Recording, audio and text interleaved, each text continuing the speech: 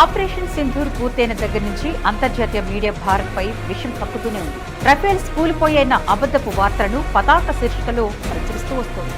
అయితే భారత వ్యతిరేక వార్తని విదేశాంగ శాఖ ఎప్పటికప్పుడు కొట్టిపారిస్తూనే ఉంది. తాజాగా ఎన్ఎస్ఏ అజిత్ దోవల్ అంతర్జాతీయ మీడియాపై మండిపడ్డారు. ఆపరేషన్ సింధూర్ పై తప్పుడు నివేదికలు ఇచ్చిన ఇంటర్నేషనల్ మీడియాపై మండిపడ్డారు. భారత్కు నష్టం కలిగినట్లు చూపించే ఒక్క ఫోటో అయినా తనకు చూపించాలని అన్నారు. చెన్నైలో జరిగిన ఐఐటి మద్రాస్ 62వ స్నాతకోత్సవానికి హాజరైన అజిత్ దోవల్ ఆపరేషన్ సింధూర్ గురించి సంచలన వ్యాఖ్యలు చేశారు. ఆపరేషన్ సింధూర్ సమయంలో పలు విదేశీ మీడియా సంస్థలు పాకిస్తాన్, భారత్లోని పలు ప్రాంతాలను ధ్వంసం చేశాయని కథనాలు రాశాయన్నారు. నిజానికి ఆపరేషన్ సింధూర్ అద్భుత విజయమన్నారు. కేవలం 23 నిమిషాల్లో పాకిస్తాన్లోని 9 ఉగ్రవాద స్థావరాలను నేలమట్టం చేశామని పేర్కొన్నారు.